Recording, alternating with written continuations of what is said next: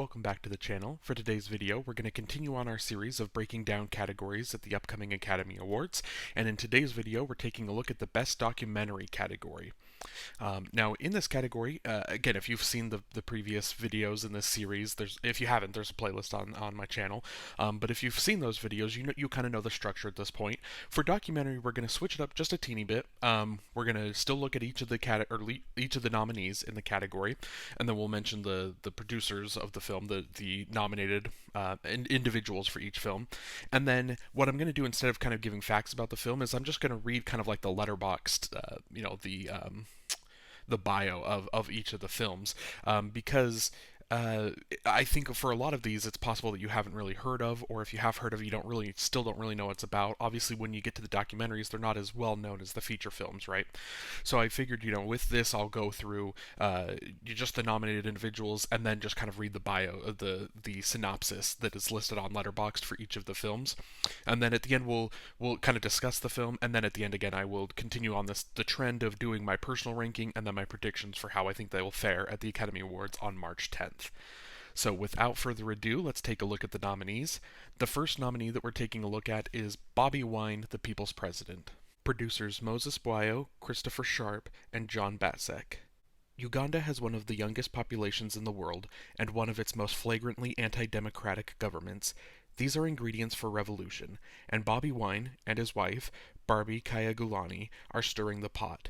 When the charismatic Bobby, a musician and member of parliament, announces his campaign for president, Uganda's youth are ecstatic, filling parks and streets for every speech, and singing Bobby's anthems of peace and freedom. But then comes the crackdown, orchestrated by Yoweri Museveni, a brutal dictator who has ruled Uganda for 36 years. Bobby and his crew survive arrests, beatings, torture, riots, and raids. And so, Bobi Wine, the People's President, it's a very empowering and it's a very impactful and important story that's being told. I couldn't help but kind of draw comparisons, I guess, to last year's Navalny. Is kind of the film that, it's kind of the same thing of, we're taking a look at this country and we're taking a look at, this corrupt government and the people that are in charge of it, and then you see someone on the, that's a younger person that just wants to be the voice of change and wants to kind of change their country for the better. And that's one thing that you see a lot through, and again, just kind of continue the comparison of those two, but then you'll see them kind of trying to change it for the better through, them running, and they're trying to kind of challenge, the political structure of the country, but then ultimately kind of the forces that are putting them, again, in both the films, kind of putting them, arresting them, putting them in jail, kind of doing whatever things they can to kind of crush their campaigns. And again, in both of Navalny and then in Bobi Wine, the People's President, in both of these films, in the cases, you can see these individuals and their love for their country, for their homeland, and especially here in Bobi Wine, the People's President, that is really what stood out to me with Bobi Wine and his character and his wife, is their love for Uganda and their desire to see the country change and to change for the better. And so it is, at times it's a hard watch. Again, a lot of documentaries, especially in some of the shorts, which is a video that we'll get to tomorrow, a lot of those, oftentimes they're harder to watch because of the subject matter, and again, Bobi Wine is no different, but in the end it is inspiring, is following this man, his commitment, his refusal to accept defeat, his just continuing to push through adversity, and seeing him being passionate about improving the state of his country. For my personal ranking of Bobi Wine, the People's President, I'm putting it in 5th, and then for my prediction, I'm going to put it in 4th. The next nominee that we're taking a look at is The Eternal Memory. Producers Mady Albirdi, Pablo Larraín, Juan de Dios Larraín, and Rocío Jadu. Augusto and Paulina have been together for 25 years. 8 years ago, he was diagnosed with Alzheimer's disease. Both fear the day he no longer recognizes her. And so the Eternal Memory, it's a story obviously about Alzheimer's being kind of the focal point. And for me, I've noticed this trend, especially with a lot of films that I've seen that have been kind of nominated for the Oscars over the years. Is there something about Alzheimer's that really affects me? Like it hits me. any stories about Alzheimer's are just so touching to me, and this is no different. I was tearing up before the title cards even appeared in the film. Um, and in this film, The Eternal Memory, it is really just a beautiful love story. It's a beautiful story watching this couple, and a lot of the film, it's a lot of the obviously the ups and downs of the relationship, but thankfully, we do spend a lot of time with kind of the ups in the relationship, and then ultimately, there of course there's going to be the struggles, and there's going to be the kind of the sadder themes of the times where where Augusto is kind of the Alzheimer's are affecting him the hardest, and he's not recognizing her, he's not recognizing his surroundings, and so there is a lot of it that it's a tough watch, but for me it was just overall the story was very beautiful, this love story, and it's beautifully shot as well, the great camera placement. All throughout the film, and it's just beautiful cinematography. Ultimately, with the Eternal Memory, it doesn't necessarily at the end kind of serve any sort of narrative kind of structure. It's not like a storytelling of like here's the rise and the climax, and then there's none of that. It's ultimately it's just kind of a look into this couple, into their lives, and for me it just again it just really touched me, and I really found it to be a beautiful love story. So for my personal ranking, I'm putting The Eternal Memory at 1. But for my prediction, I'm going to put this in 5th. This is the one I do have the hardest time seeing winning.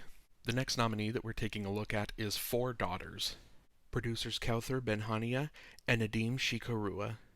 Four Daughters, an Oscar-nominated tour de force by Kauthar Benhania, uses an audacious formal conceit to tell the story of Ulfa Hamrouni and her four daughters, attempting to answer the question of how and why the Tunisia women's two eldest daughters were radicalized.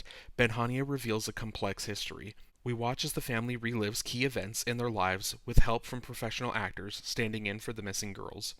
No, Four Daughters, it's a really interesting story in the sense that it blends kind of, documentary filmmaking with kind of kind of a stage acting adaptation. In a sense it kind of blends the two together in really an interesting way, where you'll get the camera will be setting down, you'll get the traditional documentary interviewing people, but then all of a sudden you'll have the characters with the two actors filling in for the older daughters kind of acting out the scenes and reenacting key moments of their lives that led to kind of the climax of the end of what's happening in this film.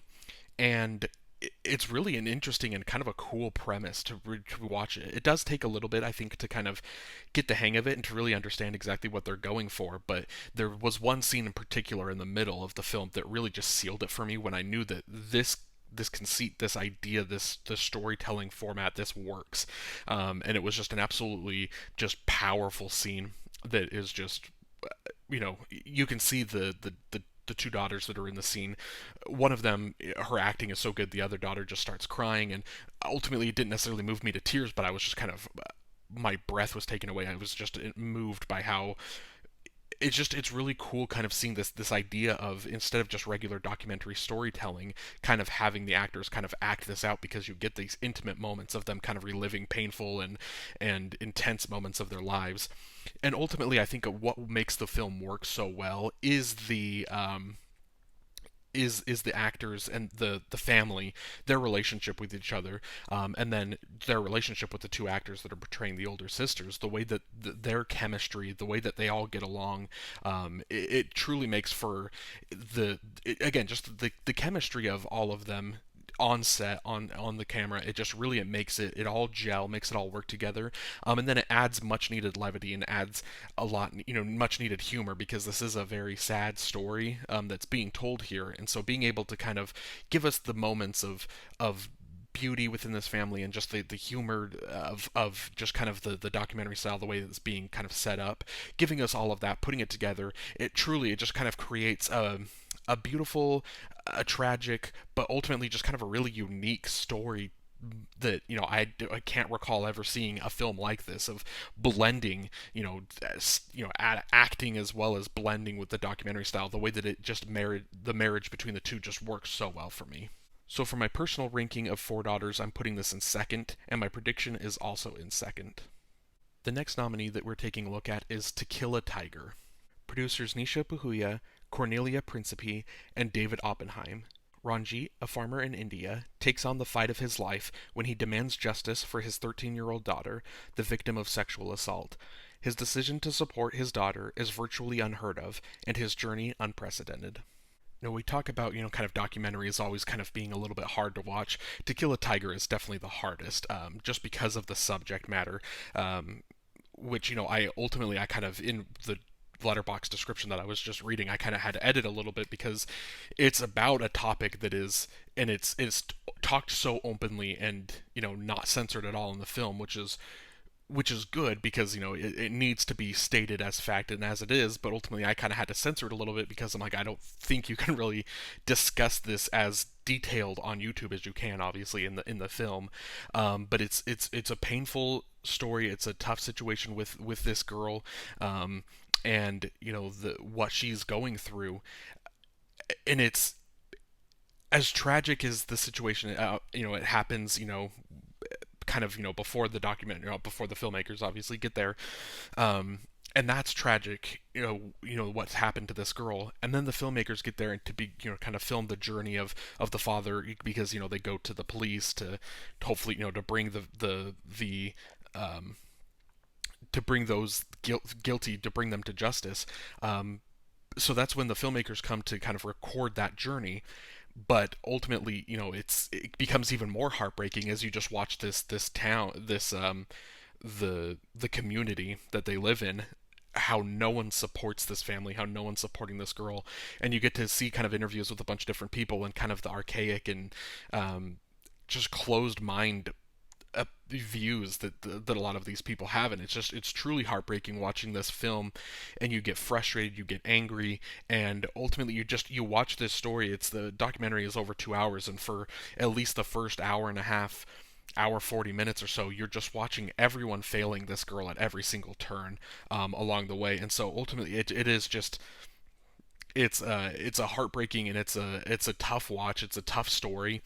There's one scene in particular, kind of toward this back end of the film. There was a scene that I just, again, another kind of one of those scenes that took my breath away, where I was just kind of in awe of the filmmaking involved and what's happening in this scene. It's a scene where there's a lot of people kind of talking to the filmmakers, talking to the family. They're all talking over each other. There's arguing and yelling, and it just becomes this very intense and stressful scene. And then that's kind of the climax of what the filmmaker and the family, they're going through from the community. And then ultimately the film kind of ends with the court case and the sentencing and all of that. And so it's kind of, it ends on this note that's kind of makes you feel better, having for this family, having to, because you just witnessed everything that they've just gone through over the last, I don't remember exactly how long the trial, and then the investigation and all that takes place. But again, it's a tough watch of watching this girl that's, a tragic event has happened to her, and then you just see this community failing her at every turn and failing their family at every turn. And then ultimately, you do get to the end, you get to the court, the sentencing at the end, and so you do kind of get this payoff that, again, makes you feel a little bit better for the family, and you're glad that this story was able to be told, and it does have the resolution that it does have. But ultimately, it's one of those films that is kind of a tougher watch for sure. So my personal ranking of To Kill a Tiger, I'm putting this in fourth, and my prediction is I'm putting this in third. And the final nominee that we're taking a look at today is 20 Days in Mariupol. Producers Mishlav Chernov, Michelle Meisner, and Rainy Aronson-Rath. As the Russian invasion begins, a team of Ukrainian journalists trapped in the besieged city of Mariupol struggle to continue their work documenting the war's atrocities. And again, continuing on the theme of talking about these documentaries, they're oftentimes tough watches. 20 Days in Mariupol is no different, and I love that in this film there's a quote from the filmmaker, where he says something along the lines of, while filming kind of tragic events, covering this war between Ukraine and Russia, he has a quote along the lines of, "It's painful to watch, but that's good. It needs to be painful." It's one of those things. It's you know if we're sugarcoating some of these things, if we're sugarcoating, the atrocities that are happening in different parts of the world, and sugarcoating, the storytelling elements in the documentary, it doesn't do us any good, in really kind of getting the stories out there. The stories need to be told. They need to be told as they are. They need to be painful.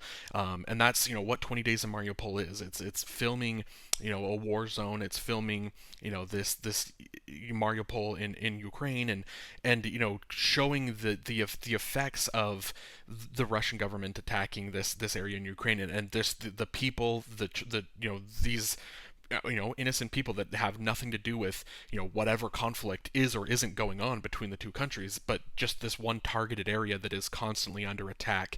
And you throughout the film, you see the bodies start to pile up. You see the hospitals overrun. You see the electricity, phones stop working. It's just complete teardown of Mariupol. And it's another one of those that it is it's tough to watch. And you follow this filmmaker as he's there for 20 days, and throughout the film he's also kind of thinking about his own family, his own experience of being in this country. And he's away from his family at the time, and just thinking of his own family, and in this situation of seeing all of these families and seeing these people just being torn apart. So again, it's another one of those films that it is a tough watch, but it's an important film to sit through and to kind of understand what's happening. And during war, it's kind of the phrase of no one wins in war, but during a war setting, to being able to see the effect that the families that are being most involved, or that are right there at the the ground of which the war is commencing. It's important to see the families, see their stories, and see how the people that are closest to it, how they are most affected by the situation. So for my personal ranking of 20 Days in Mariupol, I'm putting this in third, but I am predicting this to win the Academy Award on March 10th. And that's it. That's the best documentary category. Let me know down below in the comments what film you think is going to win, and what film you're rooting for. And as well, while you're down there, also let me know of any future categories there, the different categories you want to see me break down next. And thank you guys so much for watching, and have a great day.